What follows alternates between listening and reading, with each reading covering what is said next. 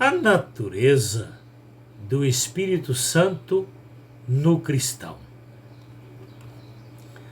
Eu não rogo somente por estes, mas também por aqueles que pela sua palavra hão de crer em mim, para que sejam um em nós, para que o mundo creia que tu me enviaste. Eu deles a glória que a mim me deste, para que eles sejam um como nós somos um. João capítulo 17, versículos 20 a 22. A exemplo da igreja em Laodiceia, as igrejas hoje estão entrando num anestesiamento espiritual, sem se dar conta que estão expulsando o Espírito Santo de sua comunhão, como a igreja em Laodiceia expulsou do seu contexto Cristo. Apocalipse 3, versículo 20. Nos anos 1960, participando de um culto em uma casa particular, quando senti a ausência do Espírito Santo naquele culto, questionando a mim mesmo, perguntei a Deus: meu Deus, há alguma irregularidade em mim, aborrecendo o Espírito do Senhor? Uma semana depois, descobrimos que aquele pregador líder daquele culto havia se envolvido em um roubo.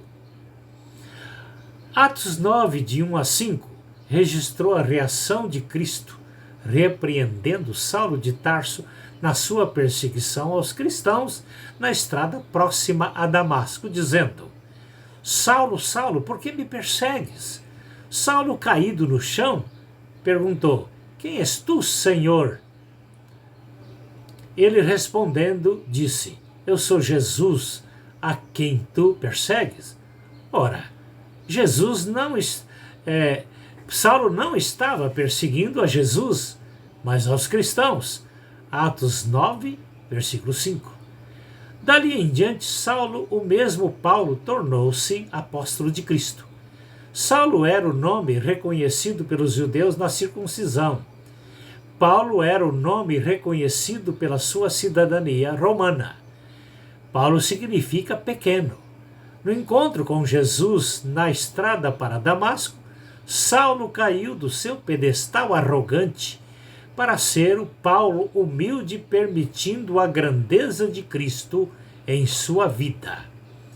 A sintonia entre o Espírito Santo e o cristão. Quantas vezes estávamos em cultos e sem explicação estávamos tristes, porque algo na igreja estava entristecendo o Espírito Santo sem percebermos.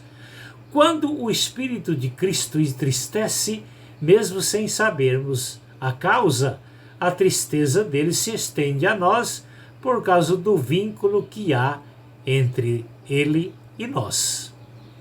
Certa ocasião, numa plataforma teatral, um artista não cristão declamou o Salmo 23, recebendo calorosos aplausos. O coordenador daquelas apresentações, percebendo a presença de um pastor no auditório, chamou-o para recitar o mesmo salmo.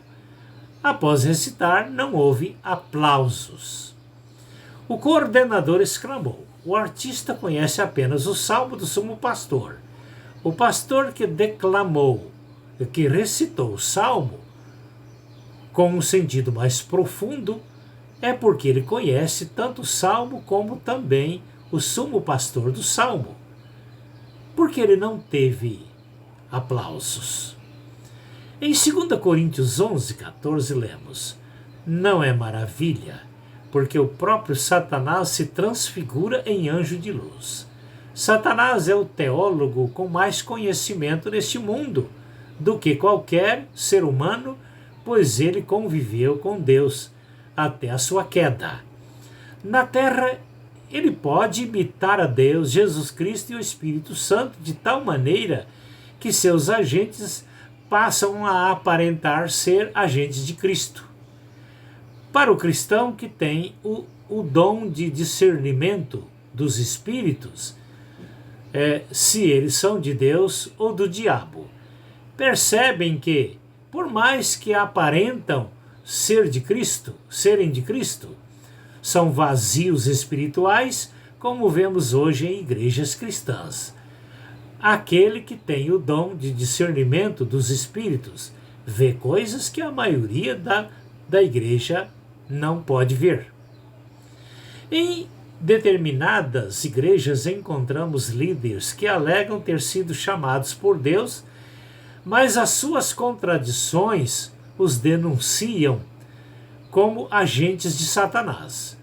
Uma das suas contradições tem sido: o Espírito Santo dá os dons espirituais aos membros para a edificação da igreja, mas ele bota o pezão em cima, não permitindo que o dom do Espírito de Cristo seja exercitado.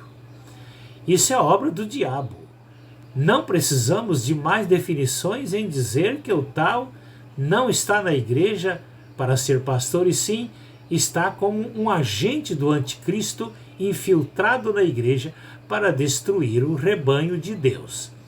Basta olhar para os resultados do seu ministério: semeando contendas, provocando animosidades e aborrecendo a membros da igreja até deixá-la. Como disse Jesus aos apóstolos: não vos escolhi 12? Porém, mais um de vós é um diabo. João 6, versículo 70. Ai das igrejas, ou seja, aí as igrejas cometem erros em não consultar os que têm experiências no discernimento dos espíritos e acabam vivendo o ditado comprando gato por lebre. Quando o cristão tem realmente a natureza de Cristo, o discernimento dos espíritos é natural, porque a natureza do Espírito Santo está sintonizada com ele.